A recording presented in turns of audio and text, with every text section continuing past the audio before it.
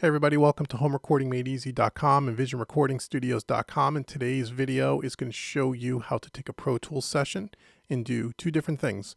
First, we're going to set up the session and export the stem files. So if you wanted to send another engineer, or if you're a client of mine working with Vision Recording Studios and you're just going to send me the WAV files as opposed to the whole recording session, I'm going to show you how to export the stems.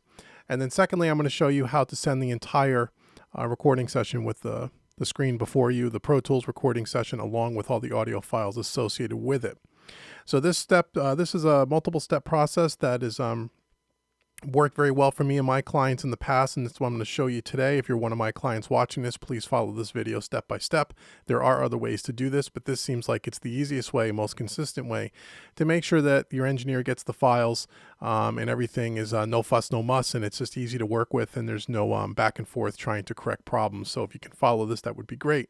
So here is our Pro Tools session. This is Pro Tools 11, but you can use Pro Tools 9, Pro Tools 12, who knows, by the time you're watching this, Pro Tools 13, 14, and 15, but this happens to be Pro Tools 11. So the very first thing I'm going to ask you to do as you're in your recording session is I want you to save a duplicate copy of this, because all the modifications we're going to make are going to be made to the duplicate copy so it retains your original recording session. So if you come up to File and you go to Save Copy In, it's going to ask you where do you want to save it. You want to save the latest format session.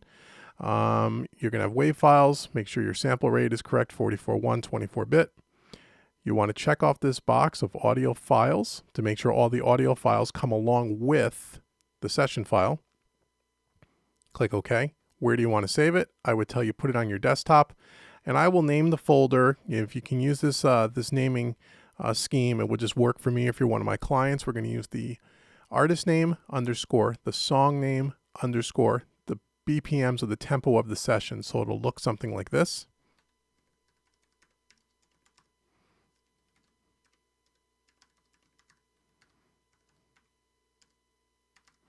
Okay, artist name, song name, BPM. Click Save. And what it's going to do is it's going to go ahead and make a duplicate copy.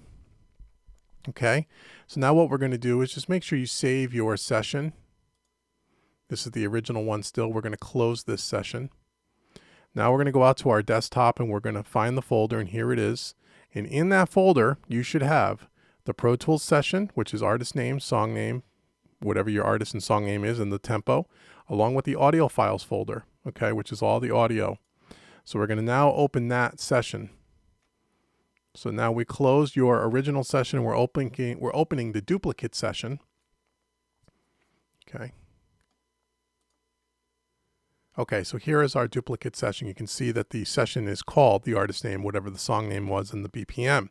So the first thing I'm going to have you do is going to have you open up your mix window. And we want to make sure that all of our faders are at 0 dB. Okay, so you can just, whoops. So if you hold on to your Alt key and you just double click there, click the fader, it'll bring everything to 0 dB. Okay, and depending on how big your session is will depend on how long this takes, obviously.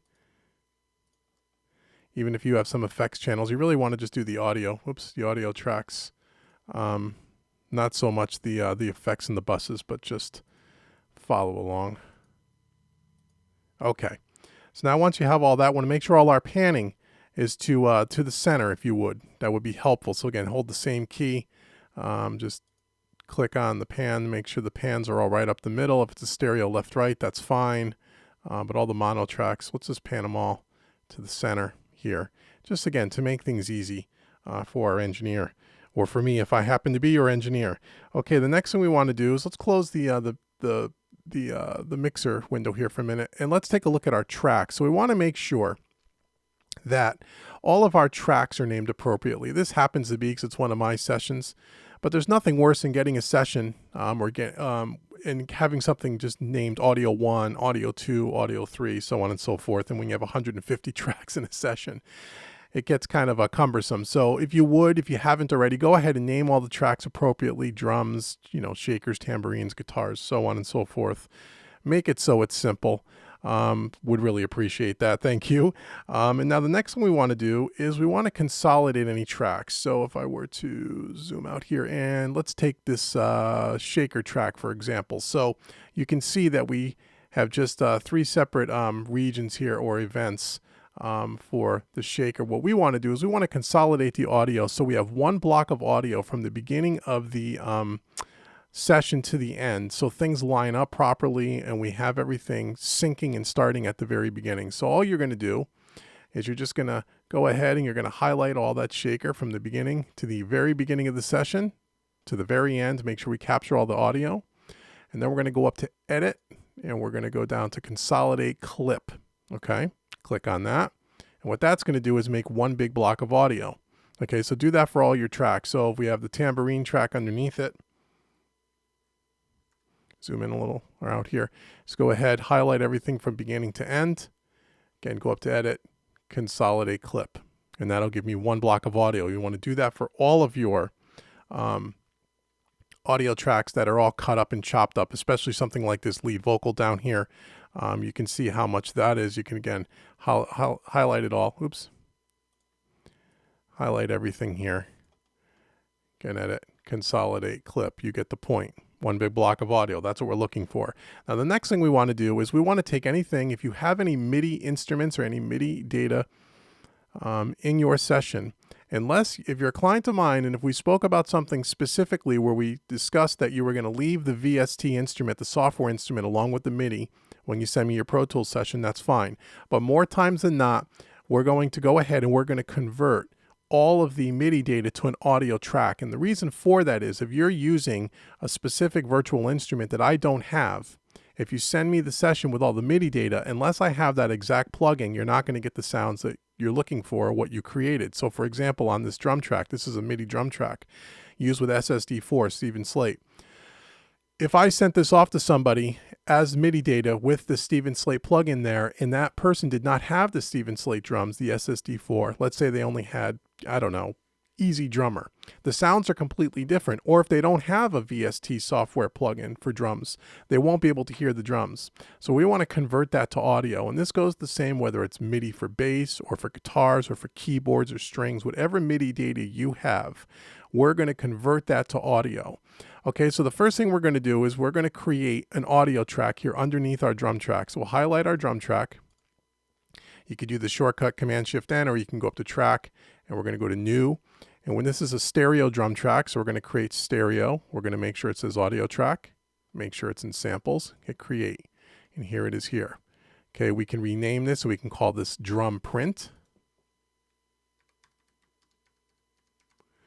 Okay, so this is going to be our drum track. Okay, so now what we have to do is we have to route the in and outputs correctly to make sure that the drum, the MIDI file, the original drum track is going to the drum print track. So the way that we're going to do that is we're going to output the drum track. We're going to pick a bus that we're not using. So let's do bus 1 and 2. So the output of the drums now, the original MIDI drum track is going to bus 1 and 2. And the input of the drum print track is going to be bus 1 and 2. So what we've done there is we sent the audio or the MIDI sounds out of bus 1 and 2 on the drum track into the new print track. Okay, now we're going to solo up the drum track. We're going to solo up the drum print track. We're going to hit record on the drum print track. We're going to make sure our playhead's all the way back to the beginning. And now we're just going to record this part. And you're going to see it's going to record audio. And what I'll do is I'll stop it after about the first 20 seconds or so, because you'll get the point. So we hit record, hit play.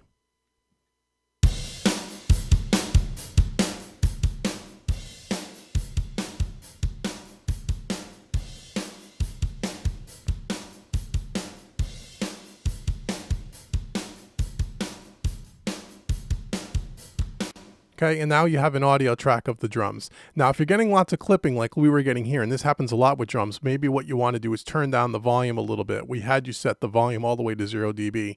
But on something like this, just take care and just lower it maybe 5 or 6 or 8 dB, and then do that again just to make sure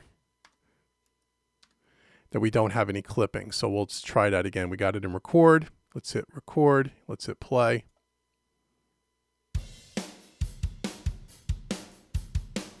There we go. We don't have any clipping.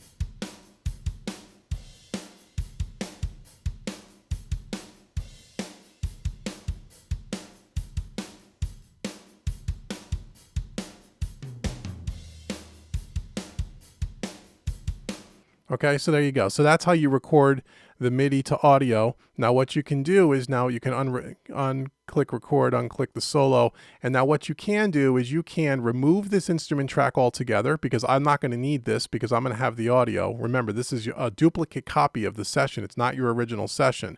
So what you can do now is you can right click on the MIDI track and you can just say remove, delete the track.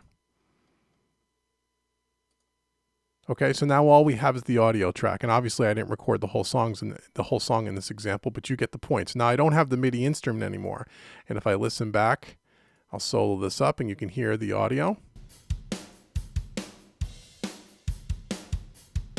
Okay, you get the point. So now, after all the MIDI is converted over to audio, what we're going to do is we're going to go back to our mix window, and what I'm going to ask you to do is to remove all the plugins. So again, if you're a client of mine and we discuss keeping certain plugins on for whatever reason, that's fine. But more times than not, 99.9% of the time, I'm going to ask you to remove all the plugins and give me the raw, dry audio tracks, not processed.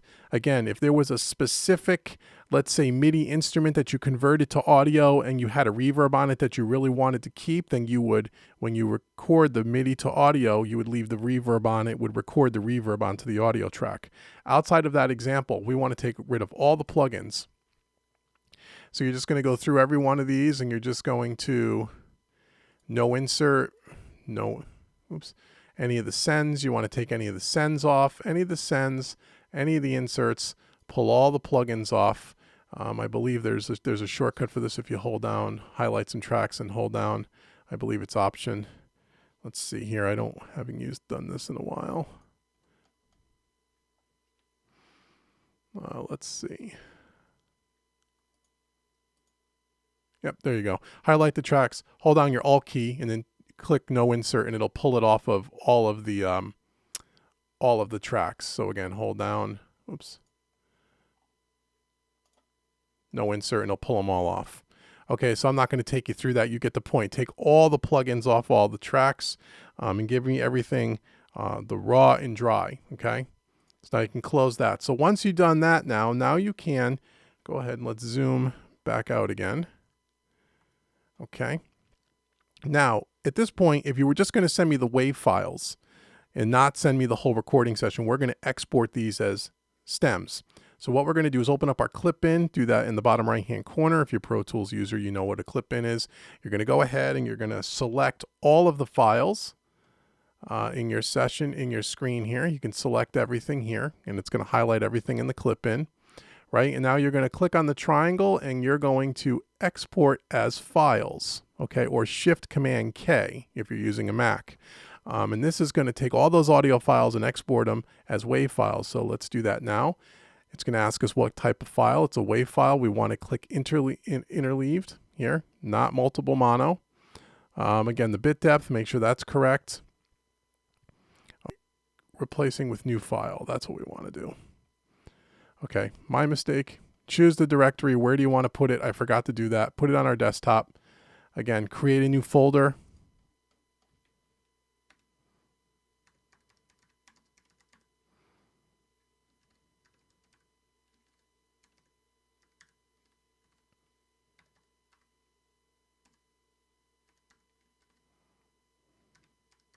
So the new folder, artist name, song name 120, or tempo, the word stems, create, that's where it's going to save our audio files. And now we're going to go ahead and we're going to export. And it's just going to export all of these files as WAV files, and I'll show you that. If we minimize our session and we go out to the folder that we just created, it's going to be right here. And here is all the audio files, and now all the WAV files for that session. And if you were going to now save that, send these to me or send these to somebody else so they can import them into another DAW, that would be fine. We can do that via Dropbox. So what we're going to do is we're going to right click on that folder, the stem folder. If you're using a PC, you're going to zip it. If you're using a Mac, you're going to compress it. And what it's going to do, it's going to actually compress and zip are the same thing. They call it compress with a Mac. We're going to compress it as a zip file. And the zip file is what we're going to send via Dropbox. So here is our zip file. So now if we go out to Dropbox.com, Just go to your favorite search engine if you don't know what Dropbox is.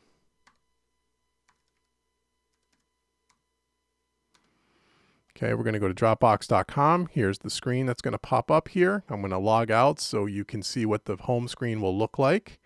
What Dropbox.com is a file sharing website that allows you to share large files, because files, WAV files and recording session files are way too big to email. So Dropbox is a free one that you can create an account if you don't already have Dropbox.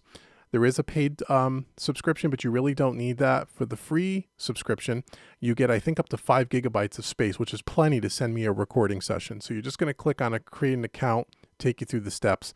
Once you created your account, you're going to log in with your username and password. I already have mine here. And what you're going to see is you're going to see what's in your Dropbox. Right now, you see I have a bunch of folders because I have a paid subscription. I share stuff with clients every day. Your screen may be blank. So what we're going to do is we're going to create a new folder. Okay, so we're going to go up to these little icons at the top, new folder. What are we going to call the new folder? Let's just call it Pro Tools Session, or whatever you want. So there's our folder. It's going to be in alphabetical order. We're going to click it open. And there's nothing in the folder, obviously, because we have to choose the file that we want to bring into the folder, which is going to be the zip file we put on our desktop. So let's go over to Upload at the top here, the little icons. Choose Files. We're going to look for that zip file, and here it is. We're going to zip it. We're going to upload it. And depending on your internet connection, depending on how big the file is, will depend on how long this takes. This looks like it's going to take a couple of minutes. So what I'm going to do is pause the video and come back when it's already uploaded, and I'll show you how to email it to me, and we'll be back in 1 second. Okay, now we're back, and you can see that it's finished uploading. So we're going to click done, and here is the zip file. So now you're just going to share this. You can go back to your Dropbox here, go to your folder, Pro Tools Test Session, click on share, and you're going to send the link. And what you're going to do is you're going to enter the email address. If you're a client of mine, you already know my email address. Put a message in here if you choose and hit send, and that's going to send me or whomever you're sending this to a message. Let them know there's something in Dropbox for them to download. We'll be able to download it and put it on onto our computer. So now let's just quit Dropbox, quit our browser here for a second, and let's go back to our session quickly, and let's